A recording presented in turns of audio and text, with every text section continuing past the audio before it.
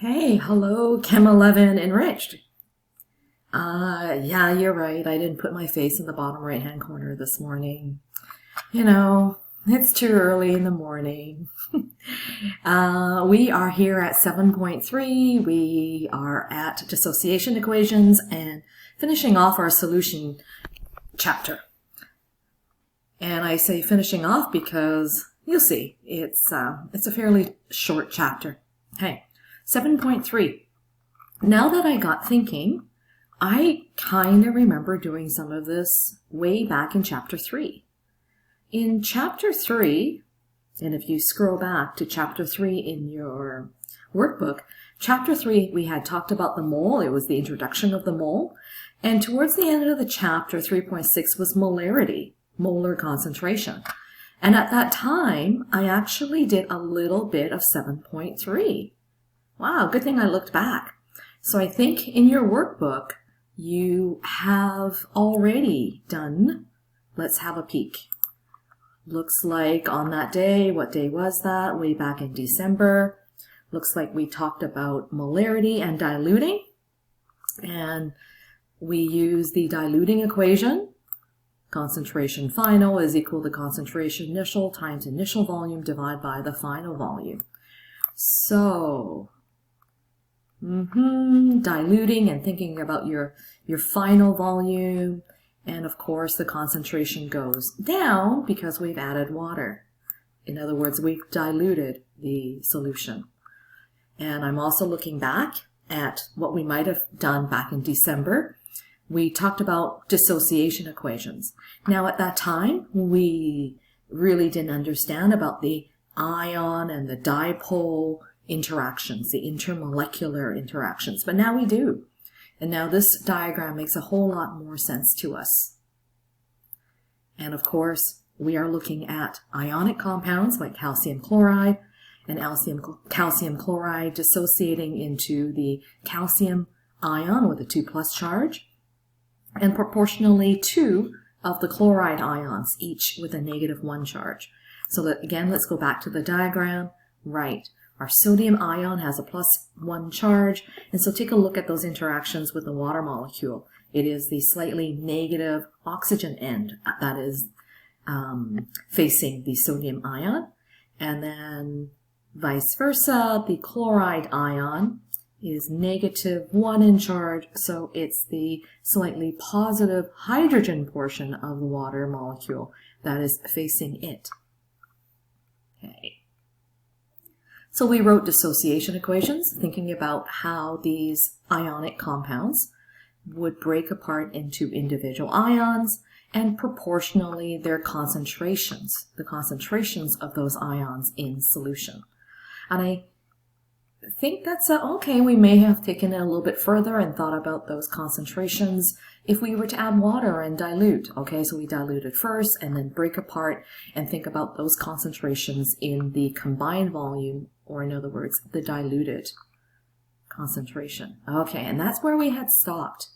So I'm glad that we did this way back when, and I'm just going to take us to this and refresh our understanding of what dissolving actually means. I am on a PhET simulation. I'm sure you've seen some of these before, and I might have even shown you this before as well, right? Oh yeah, this is what dissolving really means. In my shaker, I have table salt, which is sodium chloride.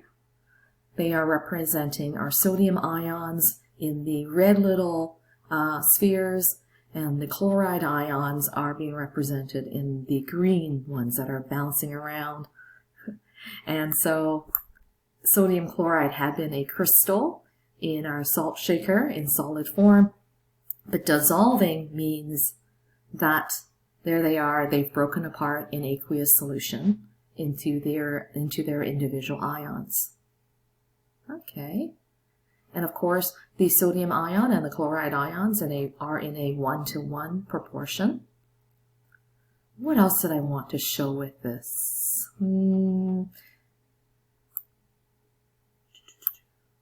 If I let some water out, I am letting some of that salt out as well. Oh yeah, okay. Let's dilute. And so by adding water, we're diluting the solution. Yeah, there's a whole lot more room in between the ions.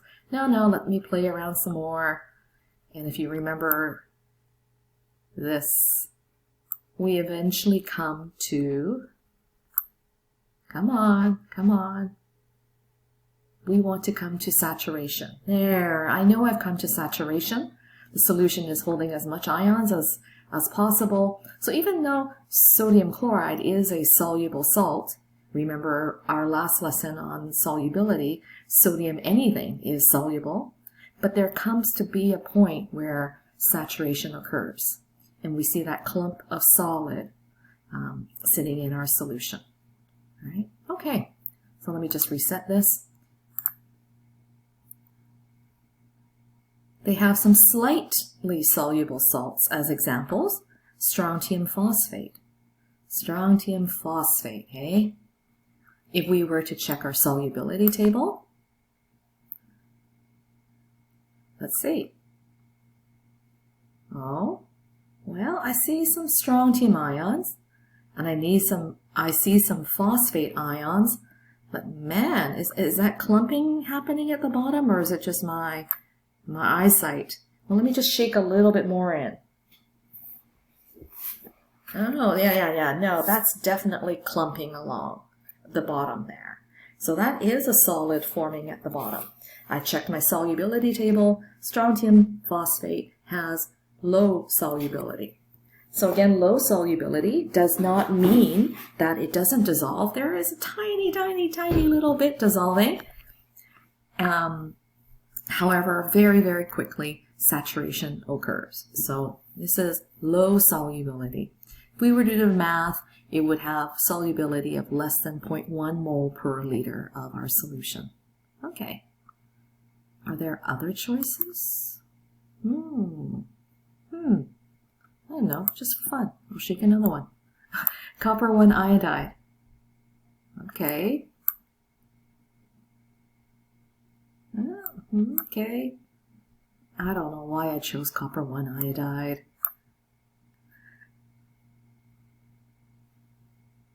Pretty. Okay. I think we've come to our saturation already. And again, copper 1 iodide has low solubility. Copper 2, however, is soluble, but copper 1 iodide has low solubility. Now, that's it for this one. Okay. Let's go back. And I am now going back to 7.3. You know what? I am going to work out of this one, 7.3. So yes, way back in December we had covered the very beginning of 7.3, but we had not covered this section.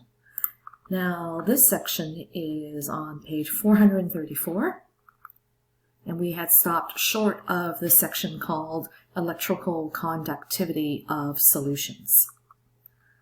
So here's a cool little setup. Let's see what we have. We have a solution in our beaker. We have 2 electrodes. Electrodes simply allow us to conduct that electrical current. And there's a light bulb to show us if indeed that current is going through our solution. So we're trying to create what, if you remember back to grade 9, we're trying to create that complete circuit. And these knobs over here would be attached to some external source of electricity. And we want to think about whether our solutions are conducting the electrical current or not. And I'm going to show you with this one. This one. Here we go. So on our right-hand side, here's our imaginary circuit conductivity apparatus. Here we go. And I'm putting it in water. So electrical current coming out of our battery.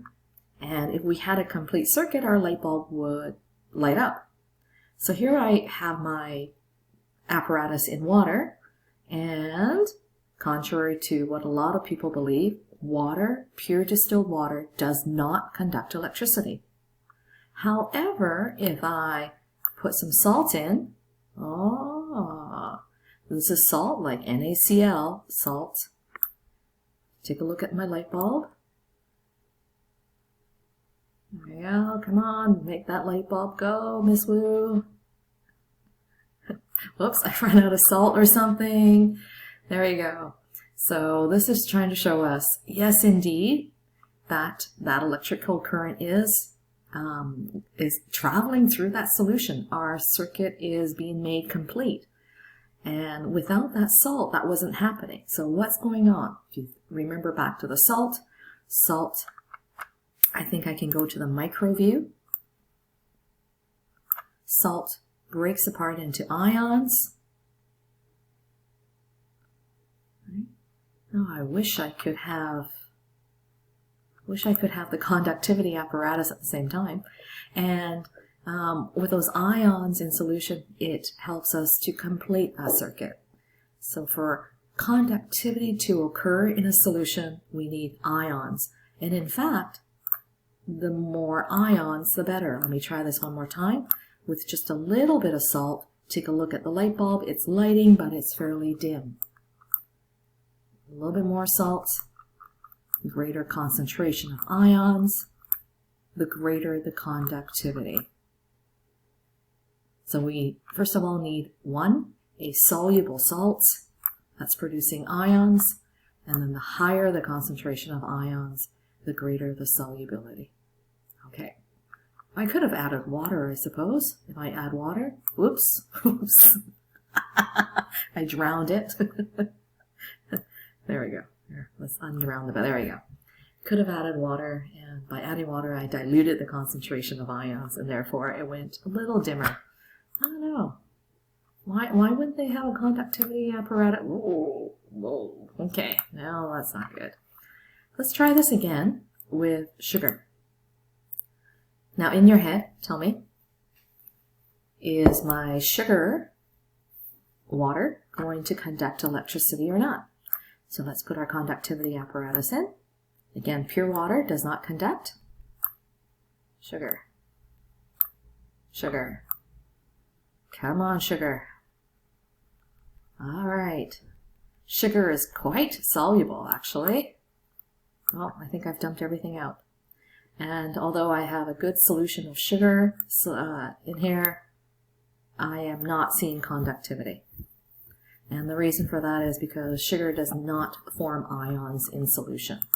So let's see if I can replace this with sugar in the microscopic view. All right. Sugar is covalent. It's a molecule. Yeah, it has those OHs, those OH groups which interact with water that allows it to dissolve, but it's not forming ions.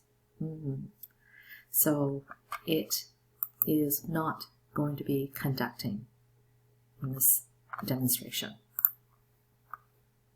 So do read through this on conductivity. And whoops, where did we get to? Here we go. So acids and bases. There's a little blurb here. In general, acids and bases do conduct electricity. However, there is a difference between what's known as a strong acid and a weak acid. Our strong acids are going to break apart 100% and form lots of ions, and therefore the conductivity is great. We have some what's known as weaker acids, and they do break apart into ions, but in much less proportion than 100%. So they are going to conduct electricity, but just minutely. And we will talk more about strong and weak acids in grade 12. All right, that brings us to the end of 7.3, but I'm not done. There is one more video that's coming your way. And so take a little bit of a break right now, and I'll come back with a second video.